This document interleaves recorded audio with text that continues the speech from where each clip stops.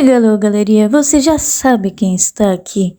E agora, mudando a frase desse jeito, eu lembrei de quando a Beck me falou um dia que se eu mudasse a frase, o YouTube ia passar na minha casa e ia fazer igual o Hatch fez com aquele molequinho. E por falar em calças, hoje, meus amigos, o dia mais esperado de todos. Não é a volta daquela série de Five Nights at Candy's 3, infelizmente. Eu queria muito, mas eu tô com preguiça. Mas hoje é dia de contar a história do Five Nights at Candy's da maneira mais resumida possível.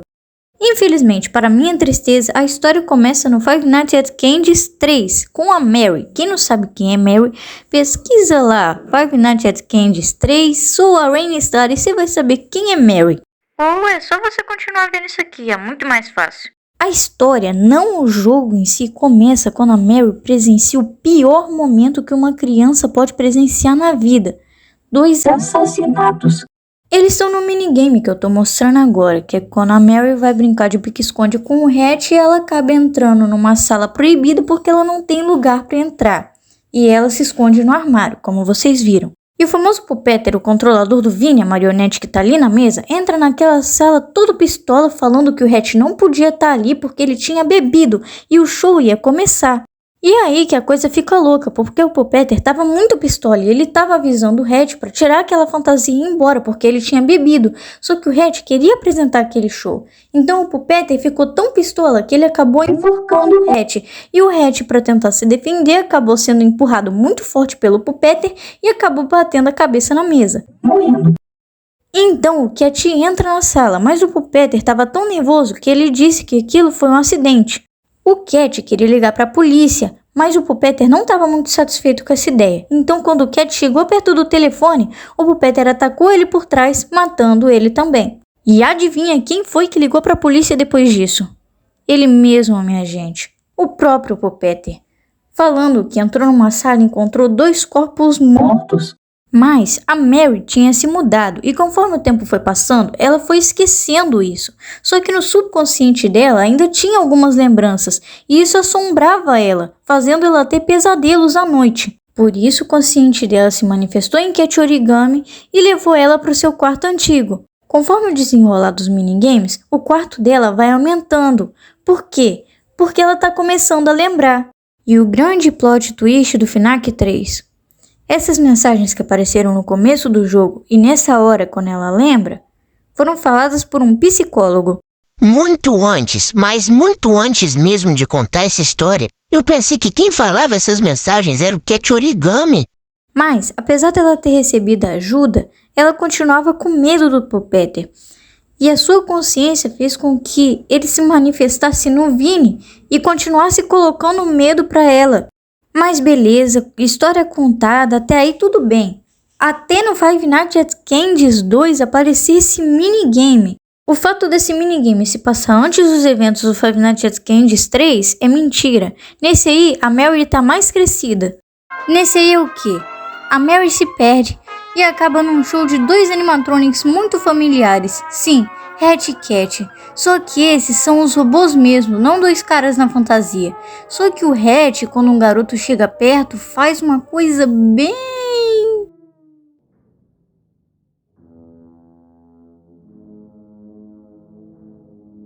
Isso mesmo. Ele faz o que o YouTube faria se eu mudasse a minha frase. Tá, agora vamos ao porquê. Por que esse minigame se passa depois dos eventos de Five Nights at Candy's 3? Primeiramente, porque são animatronics, robôs. Segundo, porque antes deles morrerem, Hatch e Cat eram 2 caras numa fantasia. Se passou muito tempo depois de que o Hatch fez aquilo. E a hamburgueria ficou só pra hamburgueria mesmo, não ficou mais para as apresentações. E depois de muito tempo, os animatronics meio que envelhecem. E acontece uma coisa com o Cat muito estranha. Tá vendo esse cara aí?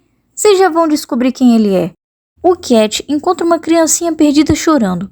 Só que quando essa criancinha vê o Hatch, ela do nada sai correndo, aleatoriamente, e encontra o pai dessa criança. A criança vai afetar muito na história por causa do seu pai. E esse é o pai dela. E olha só o que o Cat faz com ele. Sem motivo aparente? Infelizmente não. Isso tem um motivo. É porque o pai da criança era ninguém mais, ninguém menos que o próprio Pupeter. Você sabe muito bem a história de Five Nights at Freddy's, né? A alma das crianças foram parar nos animatronics e tal. E é exatamente isso que acontece nesse jogo. As almas dos caras da fantasia que morreram foram parar nos animatronics da fantasia. E o Cat foi se vingar do Pupeter. Só que, como vocês puderam ver, o Pupeter já era um pai de família. Ele já estava bem arrependido do que fez. Depois desse assassinato, a hamburgueria foi pra vala. Só que depois de muito tempo, aparece uma nova hamburgueria com 2 novos animatronics. O gato Candy e a gatinha Cindy. E é claro, teve vaga para guarda noturno. Mas espera, dessa vez não é um guarda noturno? É uma guarda noturna, só mudou o gênero. Mas quem é essa guarda noturna? Ué, eu reconheço esse nome. É aquela mesma Mary? Sim, gente, é aquela mesma Mary. Mas, como eu falei, é aquela mesma história do Five Nights at Freddy's. As almas das crianças foram parar nos animatronics e tal. Mas e o Pupeter? Pra onde ele foi parar? Será que ele tá em quem eu tô pensando? O Vini! Ele tá no Vini! Sim, gente, o nome do Vini não é Puppet Reverse. E assim como no Five Nights at Candy's 3, o Pupeter voltou pra assombrar a Mary, só que dessa vez numa marionete.